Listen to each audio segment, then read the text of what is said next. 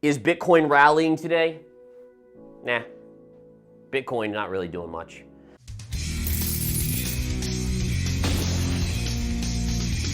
In today's video, Chief Market Strategist of InTheMoneyStocks.com Gareth Soloway tells us all about his latest analysis of the charts as well as his predictions and price targets for Bitcoin. Soloway shares his opinion regarding high inflation rates, the stock market, the crypto market, and the Fed. Jobs data comes in at 187,000. The market had anticipated 200,000. What does this mean? It means the jobs data is almost in a sweet spot. It wasn't hotter than expectations, but it wasn't so weak that the markets would freak out and say, oh my goodness, we're flying into a recession, we're going into a depression. It was really the perfect porridge, right? If you think about, is it too hot? Is it too cold? No. This number right here, 187,000, is just right for now. Now, the markets are rallying last I checked. In fact, I'm looking on the other screen over here at the futures. We are up on the S&P today. Not a huge amount considering the recent downside, but we are up. But I do want to just caution you, all right? This is where you're going to start to hear a little bit more of reality versus what you're going to hear from mainstream media. So this is what's concerning to me. So 187,000, perfect. Mwah, that's awesome. But what I don't like is, but wages still high. So what does that mean? Well, the Federal Reserve has said that they want to get inflation under control.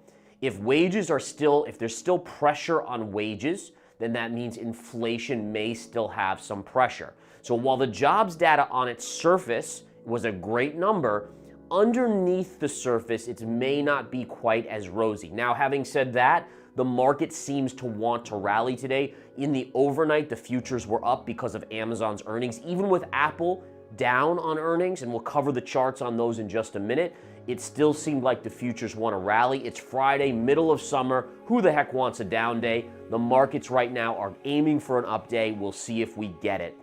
The key on this, folks, this data, slightly weaker than expected, is bringing down yields. If we remember, one of the key catalysts for why the markets have been freaking out recently is that yields continue to go up. The 10-year broke above its recent high.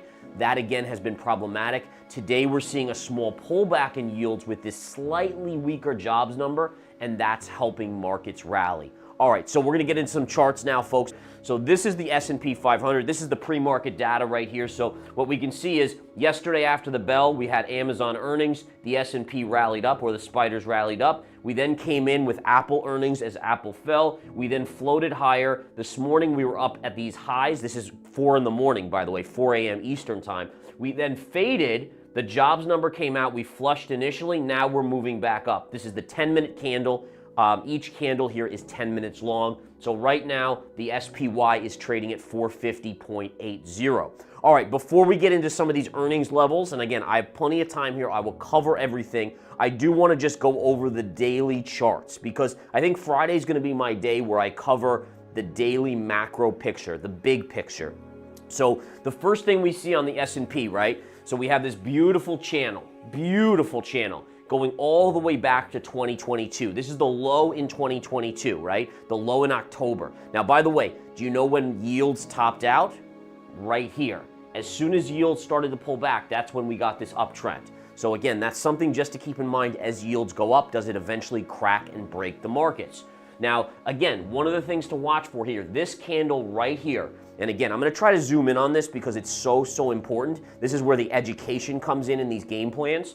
What we see here is this is called a wide range reversal engulfing candle. It's not just a reversal candle, it's engulfing. Why is it engulfing? Because it opened above this range of candles and it closed below this range of candles. That's a very bearish technical signal. If you find these at the highs of charts in recent history, which this is, especially with this trend line right here, I would say 7 out of 10 times, probability-wise, this is a short-term top. Now, what we saw the next couple days is we traded inside of that. We got some rallies, but we never took out that high. And then look at what the S&P did the following days. That tells us that, yes, we're getting a bounce today, but really this is now your line in the sand. And what I mean by that is that a true technician of the charts basically sees a candle like that and says, okay, that is a short-term top until proven otherwise. Meaning that you treat it as a top as a technician because probabilities are on that side. And then if it breaks and closes above here, you say, okay, markets are going to go higher. They're going to go to the next resistance level on the charts. Now, what's kind of crazy about this on the S&P 500 is that you have a couple things to watch. So if we look at a trend line here on the S&P 500 and we put it across, this would be my first downside target. So it doesn't look as of now like we'll hit this level today, but again, markets aren't even open yet. But as of now, it doesn't look like that since we're up decently on the day. But at some point, we come down into this previous pivot high, which was right here, and there's a gap fill. That's going to be support 443 and change, 443.35 on the SPY. If that breaks, now we start talking about potentially going back to the low of the channel. Now, the reason why the channel is so useful to us is that it ultimately tells us where this market is most likely going to go before finding major support. We can clearly see low end of channel, high end of channel, 1, 2, 3, pulls back, hits the high end, hits the low end.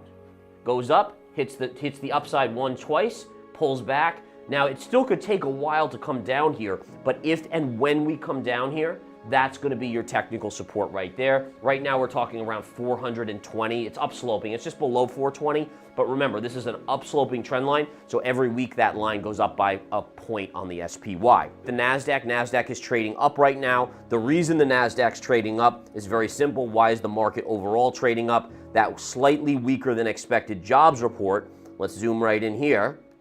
Okay? That right there. That's it.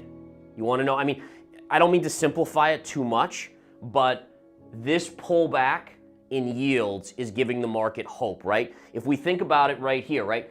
This high on yields, that's what broke the banks. That's where we had all the bank failures. So we know that high yields put pressure on the market. Now, again, I explained this in previous videos or previous game plans. Why do high yields affect negatively the markets? Well, number one, it gives people an alternative, right? So if you're in stocks, yes, you could make 5, 10, 15, 20%, 30% upside, but you can also lose.